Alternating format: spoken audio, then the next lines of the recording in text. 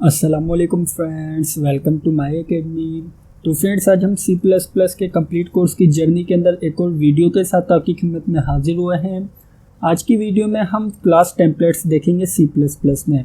हमने अपनी previous video में बहुत ही डिटेल से डिस्कस किया था कि टेम्पलेट्स क्या होती है C++ में, और हमने इसी तरीके से टेम्पलेट की फर्स्ट टाइप देखी थी जो कि है फंक्शनल टेम्पलेट्स। तो फ्रेंड्स, आज की वीडियो में हम टेम्पलेट्स की सेकंड टाइप देखने वाले हैं जो कि है क्लास टेम्पलेट। तो आइए आज की वीडियो स्टार्ट करते हैं। वीडियो स्टार्ट करने से पहले अगर आपने अभी तक इस C++ के कंप्लीट कोर्स की प्लेलिस्ट को एक्सेस नहीं किया तो जाइए इस प्लेलिस्ट को एक्सेस कीजिए। इस प्लेलिस्ट का लिंक आपको वीडियो के डिस्क्रिप्शन में भी मिल जाएगा, ठीक है। तो आइए आज की वीडियो स्टार्ट करते हैं। तो फ्रेंड्स, हम आ चुके हैं अपनी डेव C++ में। तो आइए क्लास टेम्पलेट्स देखने से पहले मैं आपको समराइज करता चलूँ कि टेम्पलेट्स होती क्या है। तो फ्रेंड, बेसिकली जो टेम्पलेट्स होती है वो हमें प्रोवाइड करती है, आप कह सकते हैं कि हेल्प आउट करती है जेनेरिक क्लास या जेनेरिक फंक्शन को क्रिएट करने के लिए। अब जेनेरिक क्लास और जेनेरिक फंक्शन क्या होते हैं? जेनेरिक क्लास और जेनेरिक फंक्शन ऐसे फंक्शन होते हैं जो कि डिफरेंट डेटा टाइप्स के ऊपर वर्क कर सकते हैं। एक ही क्लास या एक ही फंक्शन होगा लेकिन वो डिफरेंट डेटा टाइप्स के ऊपर वर्क करेगा। तो आइए इसे देखने के लिए सबसे पहले हम यहाँ पर एक जेनेरिक क्लास क्रिएट कर लेते हैं। उसके लिए हम यहाँ पर यूज़ करेंगे टेम्पलेट का। तो हमने यहाँ पर सबसे पहले तो टेम्पलेट का कीवर्ड टाइप किया है, और इसके बाद अब हम यहाँ पर ब्रैकेट में सिंपल टाइप करेंगे टाइप नेम।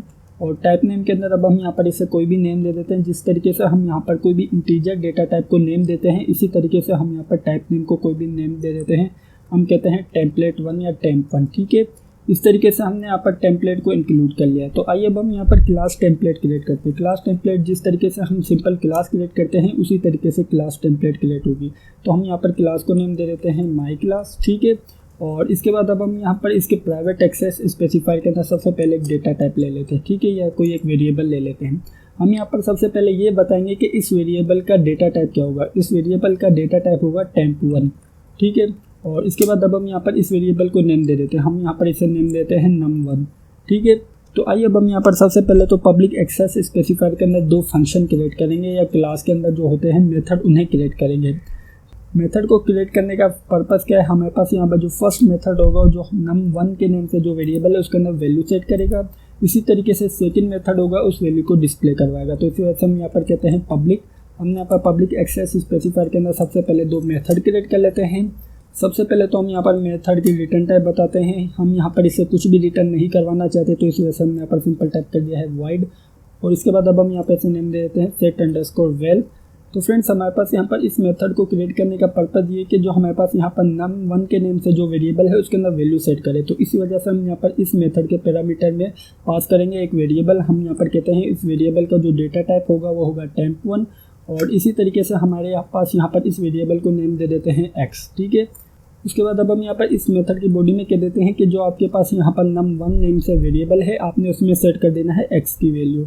तो फ्रेंड्स, आइए अब हम यहाँ पर इसी तरीके से एक फंक्शन क्रिएट करते हैं डिस्प्ले करवाने का। तो हम यहाँ पर इसकी सबसे पहले तो रिटर्न टाइप कहते हैं। हम इससे कुछ भी रिटर्न नहीं करवाना चाहते, तो इसी वजह से हमने यहाँ पर सिंपल टाइप कर दिया है void। और इसके बाद अब हम यहाँ पर इसे नेम देते हैं disp_val। वैल्यू को डिस्प्ले करवाने के लिए है, तो हमने यहाँ पर सिंपल टाइप कर दिया है disp_val। और इसके बाद अब हम यहाँ पर इसके अंदर सी आउट करवा लेते हैं। हम यहाँ पर कहते हैं cout value of first variable equals to, और हमें मालूम है कि वैल्यू किस में स्टोर है num1 नाम के वेरिएबल में। तो हम यहाँ पर सिंपल टाइप कर देते हैं num1। और इसी के साथ साथ एंडल की स्टेटमेंट भी यूज़ कर लेते हैं। तो फ्रेंड्स, इस तरीके से हमने यहाँ पर एक टेम्पलेट क्लास क्रिएट कर ली है। तो आइए अब हम यहाँ पर सबसे पहले इस क्लास का एक ऑब्जेक्ट क्रिएट करते हैं मेन में। हमें मालूम है कि हमारी क्लास का नेम है माई क्लास, तो इस वजह से हमने यहाँ पर सिंपल टाइप कर दिया है माई क्लास। और इसके बाद अब हम यहाँ पर इसका ऑब्जेक्ट को नेम देते हैं। हम यहाँ पर obj1 के नेम से एक ऑब्जेक्ट क्रिएट कर लेते हैं, ठीक है। अब हम यहाँ पर क्या करेंगे? अब हम यहाँ पर सबसे पहले तो हमारे पास यहाँ पर जो set_val नेम का फंक्शन है इसके अंदर वैल्यू पास करेंगे, क्योंकि आप यहाँ पर देख सकते हैं कि हमारे पास यहाँ पर इस फंक्शन के पैरामीटर के अंदर ये एक आर्गुमेंट मांग रहा है। तो इसी वजह से हम यहाँ पर एक सबसे पहले तो इसके अंदर वैल्यू पास करते हैं। तो हम यहाँ पर obj1 की मदद से इस फंक्शन के अंदर वैल्यू पास करते हैं। तो हमने यहाँ पर सिंपल टाइप कर दिया है obj1.setVal। और इसके अंदर फॉर एग्जाम्पल हम यहाँ पर इंटीजर वैल्यू पास करते हैं। हम यहाँ पर वैल्यू पास कर देते हैं 10, ठीक है। तो फ्रेंड्स मैं आपको सबसे पहले की एक बात बताता चलो कि जब हम टेम्पलेट क्लास क्रिएट करते हैं तो हमारे पास यहाँ पर जब भी हम टेम्पलेट क्लास का ऑब्जेक्ट क्रिएट करते हैं, हम यहाँ पर टेम्पलेट क्लास का ऑब्जेक्ट क्रिएट करने से पहले हम यहाँ पर ये बताएंगे कि हम अपनी क्लास को कौन सी डेटा टाइप पास करना चाहते हैं। आप यहाँ पर देख सकते हैं कि हम यहाँ पर अपने इस क्लास को इंटीजर टाइप की डेटा टाइप पास कर रहे हैं। तो इस वजह से हम यहाँ पर ऑब्जेक्ट 1 से पहले हम यहाँ पर सिंपल टाइप कर देंगे ब्रैकेट का यूज़ करके इंट। इसका मतलब ये कि हम अपने इस ऑब्जेक्ट के थ्रू अपने इस फंक्शन को इंटीजर टाइप की डेटा टाइप पास कर रहे हैं। ठीक है, उसके बाद आप यहाँ पर देख सकते हैं कि हमारे पास यहाँ पर इंट वेल के अंदर हमने वैल्यू पास की है 10। तो इस तरीके से हमारे पास यहाँ पर ये वैल्यू पास होगी। उसके बाद अब हम यहाँ पर obj1 की मदद से अपने डिस्प्ले का फंक्शन कॉल करा लेते हैं। तो हमने यहाँ पर सिंपल टाइप के लिया है डिस्प्ले। तो आइए सबसे पहले तो इसे कंपाइल करके रन करते हैं। तो फ्रेंड जैसे ही कंपाइल करके रन किया तो आप देख सकते हैं कि हमारे पास यहाँ पर वैल्यू डिस्प्ले हो रही है, value of first variable equals to 10। तो फ्रेंड्स आइए बात कर लेते हैं कि किस तरीके से मैकेनिज्म वर्क कर रहा है। सबसे पहले तो हमने यहाँ पर इस क्लास का एक ऑब्जेक्ट क्रिएट किया। क्लास के ऑब्जेक्ट क्रिएट करने से पहले हमने यहाँ पर ये बताया कि हम यहाँ पर अपनी इस क्लास को इंटीजर डेटा टाइप या इंटीजर टाइप की वैल्यू पास करें। ठीक है, उसके बाद अब हमने यहाँ पर obj1.setVal के अंदर पास किया है 10। ठीक है, तो जब हमने यहाँ पर 10 पास किया तो आप यहाँ पर देख सकते हैं कि हमारे पास यहाँ पर सबसे पहले तो हमने यहाँ पर टेम्पलेट क्रिएट की है।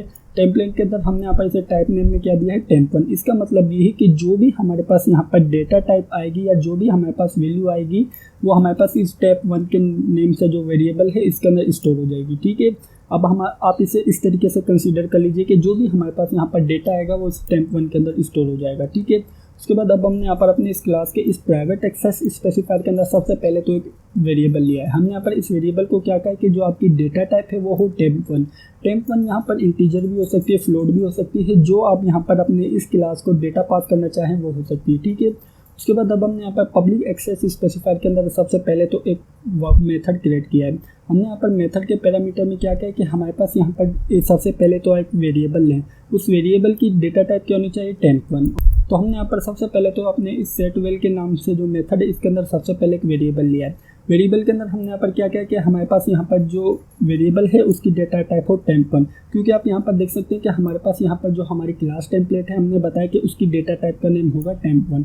तो इसी वजह से हमने यहाँ पर इसे कहा कि जो भी आपके पास यहाँ पर डेटा टाइप हो वो हो temp1 और इसके बाद हमने यहाँ पर वेरिएबल को नेम दिया है x।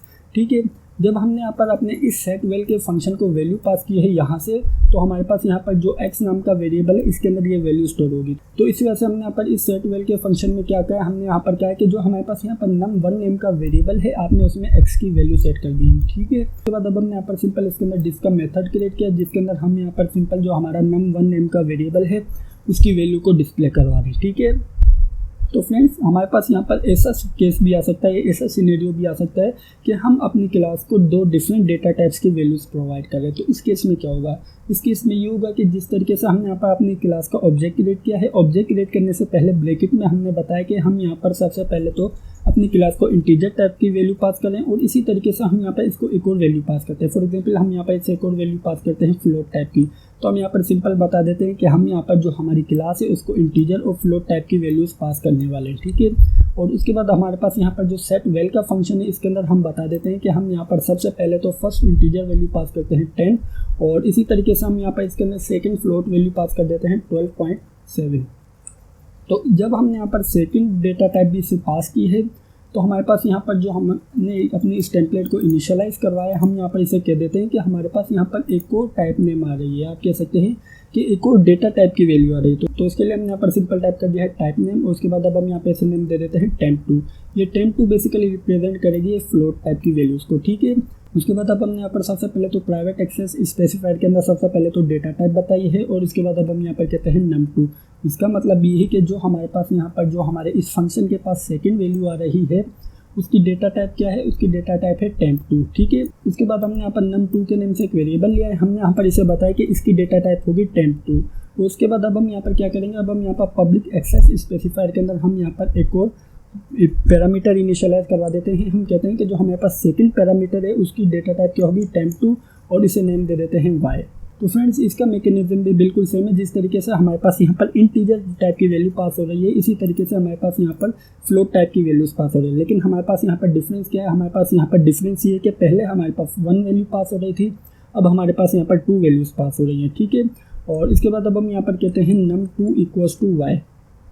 हमने यहाँ पर जो num2 नेम से जो वेरिएबल है उसके अंदर जो हमारे पास यहाँ पर y के पास वैल्यू आ रही है वो स्टोर हो जाएगी। आप यहाँ पर देख सकते हैं कि हमारे पास यहाँ पर y के पास इस वैल्यू आ रही है 12.7, तो यहाँ पर स्टोर हो जाएगी 12.7। तो आइए सबसे पहले हम यहाँ पर इसके अंदर इसे डिस्प्ले करवा लेते हैं। तो हमने यहाँ से यहाँ तक इसे किया कॉपी और नीचे से कर देते हैं पेस्ट, और उसके बाद अब हम यहाँ पर कहते हैं वैल्यू ऑफ सेकेंड वेरिएबल। हमने यहाँ पर सिंपल टाइप कर दिया है वैल्यू सेकंड वेरिएबल, और हमें मालूम है कि सेकंड वेरिएबल की वैल्यू किस में स्टोर है, num2 नाम के वेरिएबल में। तो हमने यहाँ पर सिंपल टाइप कर दिया है num2। तो आइए सबसे पहले इसे कंपाइल करके रन करते हैं। तो फ्रेंड जैसे हमने यहाँ पर इसे कंपाइल करके रन किया तो आप देख सकते हैं कि हमारे पास यहाँ पर दोनों वेरिएबल्स की वैल्यू डिस्प्ले हो रही है। आप यहाँ पर देख सकते हैं कि हमारे पास यहाँ पर सबसे पहले तो इंटीजर वेरिएबल की वैल्यू डिस्प्ले हो रही है जो कि है 10। इसी तरीके से हमारे पास यहाँ पर वैल्यू और सेकंड वेरिएबल फ्लोट टाइप है, तो इस वजह से हमारे पास यहाँ पर डिस्प्ले हो रहा है 12.7। तो फ्रेंड्स इस तरीके से आपने देखा कि हमारे पास यहाँ पर से एक ही क्लास है वो लेकिन डिफरेंट डेटा टाइप्स के ऊपर वर्क कर रही है। तो फ्रेंड्स इस तरीके से हम यहाँ पर टेम्पलेट की मदद से जेनेरिक क्लास क्रिएट कर सकते हैं। तो फ्रेंड्स ये थी हमारी आज की वीडियो। मैं उम्मीद करता हूँ कि आपको आज की वीडियो अच्छी लगी होगी और समझ आई होगी। अगर वीडियो अच्छी लगी है तो लाइक लाजमी कीजिएगा, और अगर आपने अभी तक चैनल को सब्सक्राइब नहीं किया हुआ तो सबसे पहले चैनल को सब्सक्राइब कर लीजिए और बेल के आइकन पर लाजमी क्लिक कीजिएगा। Thank you for watching this video friends, bye bye.